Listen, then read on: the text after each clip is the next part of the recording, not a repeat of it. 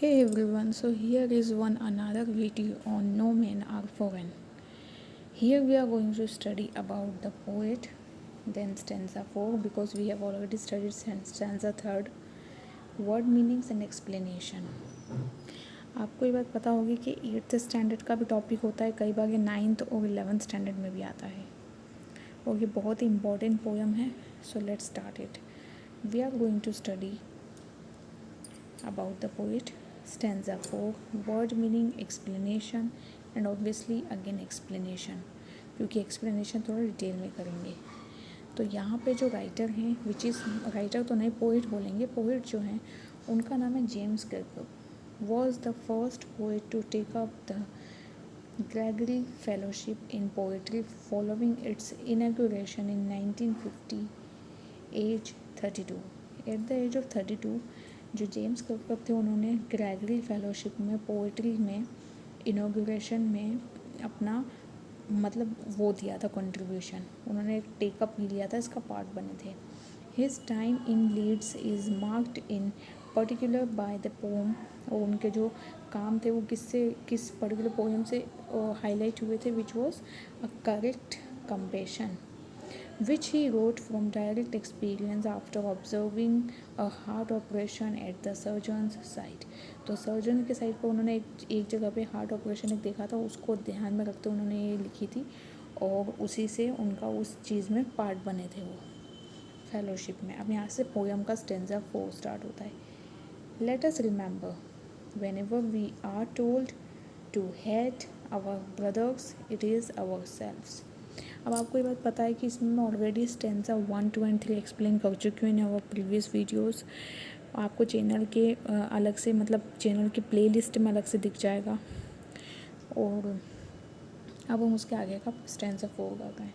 तो let us remember, हमें याद रखना चाहिए व्हेनेवर वी आर टोल्ड, जब भी हमें बोला जाता है टू हेट आवर ब्रदर्स, कि हमें हमारे इन भाइयों से मतलब किसी दूसरी कंट्री के बच्चों से, लोगों से, सबसे घृणा करनी चाहिए, नफ़रत करनी चाहिए. It is our self. तो हम उस समय दूसरों से नहीं बल्कि खुद से नफरत कर रहे होते हैं. That we shall dispossess betray and condemn, जिसको हम फ्यूचर में कभी ना कभी डिस्पोज करेंगे, बिट्रे करेंगे, मतलब जिस चीज़ का विरोध करेंगे उस कंडेम करेंगे, उसकी निंदा करेंगे. Remember who take arms against each other, मतलब हम एक दूसरे के प्रति ही शस्त्र उठा रहे हैं. अगर आप किसी और जगह के इंसान के बारे में, किसी और कंट्री के इंसान के बारे में या अपने से किसी नीचे तबके के बारे में, इंसान के बारे में अगर आप ऐसा सोचते हो कि अगर इसका क्या ही लेवल है और हम इससे ज़्यादा श्रेष्ठ हैं, तो ये चीज़ सही नहीं है. इस पोएम का पूरा मोटिव यही है. वर्ड मीनिंग देख लीजिए. Dispossess, dislodge and deprive. Dispossess का मतलब जो होता है वो 2 वर्ड मीनिंग्स इसमें बताए हैं. एक ही मतलब डिफ़िकल्ट वर्ड था विच वॉज डिस्पोजेस. इसका मीनिंग है डिसलॉज या फिर डिप्राइव. डिप्राइव मतलब किसी चीज़ से वंचित हो जाना. वंचित मतलब क्या, किसी चीज़ से अलग हो जाना या मतलब उस चीज़ का भोग ना पाना. अब इसका एक्सप्लेनेशन क्या है.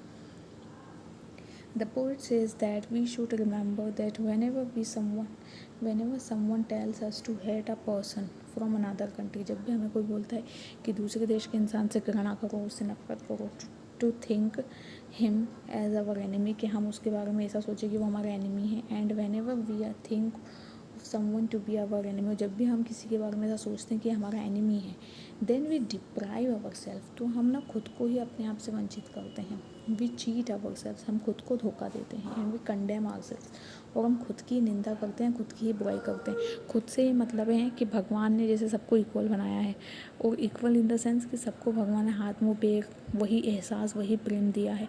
अब आप खुद ही सोचो, अगर आप किसी की तारीफ़ करते हो तो उसको अच्छा लगता है, जैसे आपको अच्छा लगता है आपकी तारीफ़ होने पे. आपको अच्छा नहीं लगता जब आपकी बुराई करे कोई. ऐसे सामने वाले के प्रति भी सोचना चाहिए. कुल मिला के इसमें ये मतलब है बोलने का. आगे पोइट कहता है, he says that we should stay away from such negativity. हमको इस तरह की निगेटिविटी से दूर रहना चाहिए. इस तरह की निगेटिविटी का मतलब नकारात्मकता का पार्ट नहीं बनना चाहिए. We should not consider anyone to be our enemy. हमें किसी को भी अपना दुश्मन नहीं समझना चाहिए. बहुत बड़ी चीज़ है.